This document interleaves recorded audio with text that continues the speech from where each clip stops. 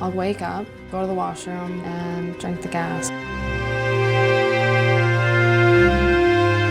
সকালের শুরুটা কারো হয় এক কাপ ধোঁয়া ওঠা চায়ে, কারো বা গাঢ় কফিতে।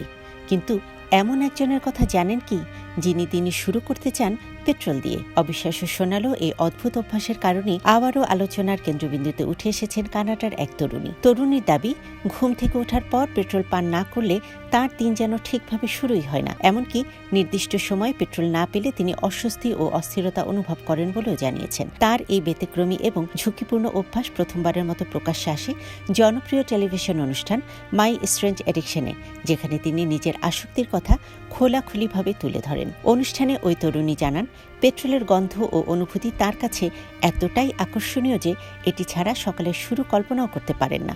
সম্প্রতি সেই ভিডিও ও তথ্য সামাজিক যোগাযোগ মাধ্যমে নতুন করে ছড়িয়ে পড়ার পর মুহূর্তেই তা ভাইরাল হয়ে যায়। বিষয়টি নিয়ে বিস্ময়, কৌতূহল ও উদ্বেগ সবকিছুই একসঙ্গে প্রকাশ করছেন নেটিজেনরা। তবে বিশেষজ্ঞরা সতর্ক করে জানিয়েছেন, পেট্রোল বা যে কোনো ধরনের জ্বালানি পান করা মানবদেহের জন্য অত্যন্ত বিপজ্জনক এবং তা গুরুতর শারীরিক ক্ষতির কারণ হতে পারে। ফলে এই ঘটনা যতই অবাক করার মতো হোক না কেন, এটি কোনোভাবেই অনুসরণযোগ্য নয়। বরং কানাডার এই তরুণীর অস্বাভাবিক আসক্তির গল্প মানব আচরণের এক বিরল ও উদ্বেগজনক দিককেই সামনে নিয়ে এসেছে।